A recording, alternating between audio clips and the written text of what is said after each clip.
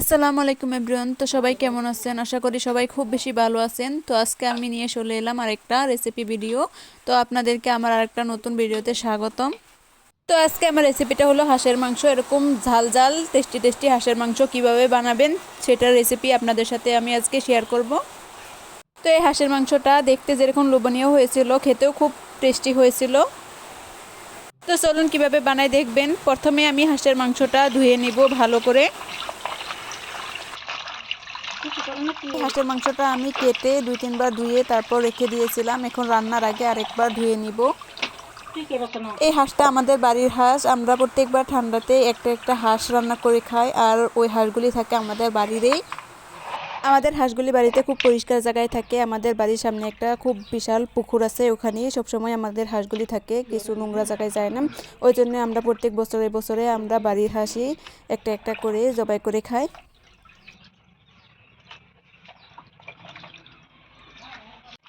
আমার হাঁসের মাংসটা ধোয়া হয়ে গেছে। এখন আমি এখানে সব মশলা নিয়ে নিয়েছি, আর মশলাগুলি সবগুলি আমি বেটে নিয়েছি, কারণ গুঁড়ো মশলা আমি ইউজ করব না। আমি সব মশলা বেটে আজকে ইউজ করব। শুধু গুঁড়া মশলার মধ্যে ছিল হলুদের গুঁড়ো। আর আজকে রান্নাটা আমি করব না, আমার হাজবেন্ড করবে। আমি ওকে দিয়েছি, বলছে যে আজকে তুমি রান্না করে খাওয়াও। তা ও বলছে ঠিক আছে, তা আজকে আমি রান্না করব। তো বসে পড়েছে রান্না করতে। প্রথমে একটা কড়াই বসিয়ে তারপর এখানে তেল দিয়ে দিয়েছে কিছুটা। তেলটা ভালো করে গরম হতে দিয়েছে। তো এখন এখানে তেলটা গরম হওয়ার পরে এখানে পেঁয়াজ কুচি, যেগুলি আমি পেঁয়াজ কুচি করে রেখেছিলাম, ওগুলি দিয়ে দিচ্ছে।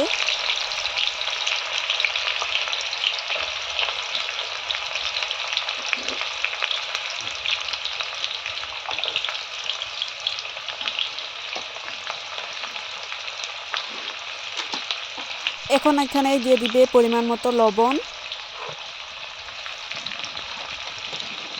এখন এখানে দিয়ে দিবে আমি যে মশলাগুলি বেটে রেখেছিলাম, ওই মশলাগুলি এখানে দিয়ে দিবে।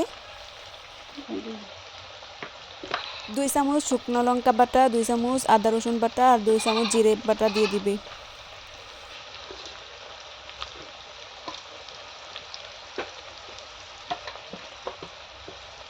তারপর এখানে গুঁড়ো মশলার মধ্যে হলুদের গুঁড়ো 2 চামচ দিয়ে দিবে।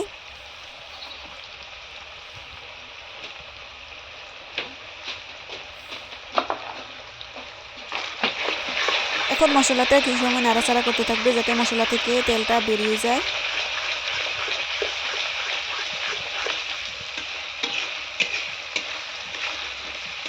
তো এই যে দেখুন, মশলা থেকে কি সুন্দর তেলটা বের হয়ে গেছে, আর লাল লাল হয়ে গেছে মশলাটা।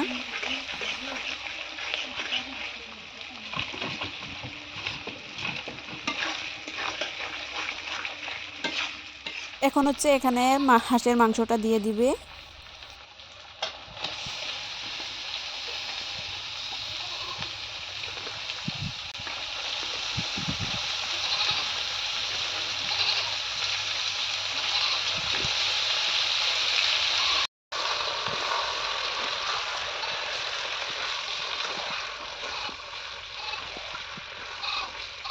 আমি মাংসতে 2টা আস্ত রসুন এড করেছি। আমি খেতে খুব ভালোবাসি, তাই 2টা আস্ত রসুন দিয়ে দিয়েছি মাংসতে। সবসময় আমি রান্না করি, কিন্তু মাঝে মাঝে আমার হাজব্যান্ডও রান্না করে। কিছু কিছু সময় ও রান্না করে আমাদেরকে খাওয়ায়। সবসময় তো নিজেই রান্না করে খাই, তাই আজকে ভাবলাম যে হাজব্যান্ডকে দিয়ে রান্না করিয়ে তারপর খাবো।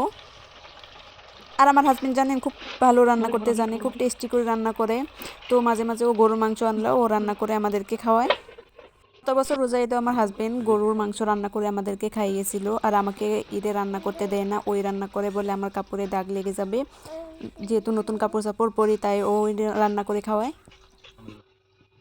তো মাংসটা কিছু সময় কষিয়ে তারপর এখানে জল দিয়ে এখন ডেকে দিয়েছে। তো এই যে দেখুন মাংসটা কীরকম সুন্দর হয়েছে। যেহেতু বাটা মশলা দিয়ে রান্না করেছি, তাই আরও বেশি স্বাদ হবে। তো বাটা মশলা দিয়ে রান্না করে খেলে খুব ভালো লাগে আর খুব টেস্টি হয়। তাই আজকে আমি বাটা মশলা দিয়ে আজকে হাঁসের মাংসটা রান্না করতে বলেছি। আমাদের হাঁসের মাংসটা হয়ে গেছে। এখন এটাকে চুলা থেকে নামিয়ে নিব।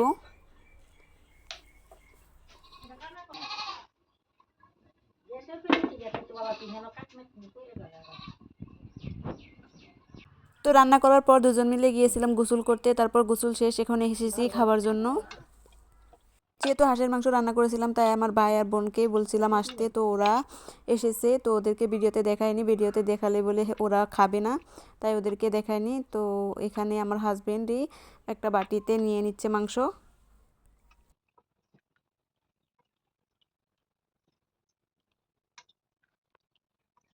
তো এই যে দেখুন আমাদের হাঁসের মাংসটার ফাইনাল লুক কীরকম সুন্দর হয়েছে আর লাল লাল হয়েছে। তো আপনারা চাইলে বাড়িতে আমাদের রেসিপিটা দেখে একবার ট্রাই করতে পারেন।